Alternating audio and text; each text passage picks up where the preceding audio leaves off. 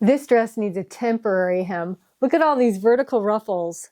But could it actually be done? Plan A of hemming at the waist was blown out of the water by the shaping of the ruffles at the top. I couldn't retrim all this and make it temporary. So now I must resort to plan B, and that is to turn under the bottom edge, leaving the ruffles undisturbed as they are able to hang freely.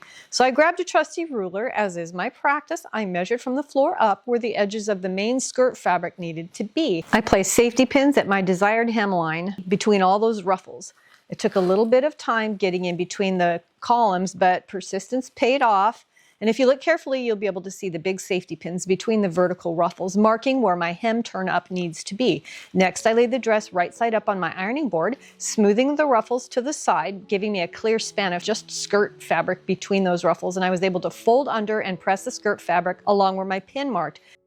After pressing, I moved the safety pin up so it held closer to the hem edge. The fabric is sheer so I can see through to the bottom layer, and I just moved it up from the right side. Then I repeated the same process with the next ruffle, clearing the space in between, folding the hem up, pressing, moving the pin up.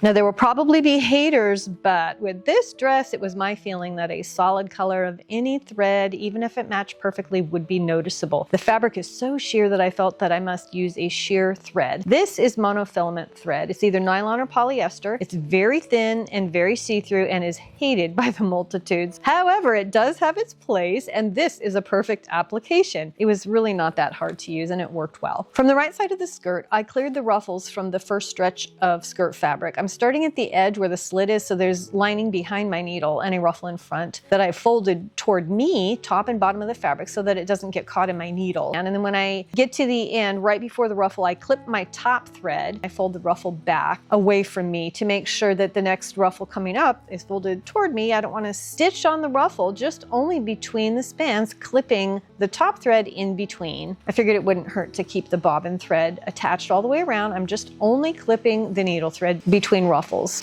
Now let's take a look at the hem back over on the dress form. And the stitching in between the ruffle sections seemed to have been a good plan. Each ruffle is able to fall naturally, and it looks like it did even before it was hemmed. I'll call this a success. And when the time comes that the hem needs to be let out, nothing has been cut or damaged. A simple picking out of the hem thread should allow the skirt length to drop without any problems. Now a full look at this beautiful dress after the alteration. Thanks for joining me today for this short tutorial on something that a lot of seamstresses say shouldn't or couldn't be done. Thinking out of the box has certainly resulted in success. Join me for more tips, tricks, and tutorials on So Darn Fun. See you next time.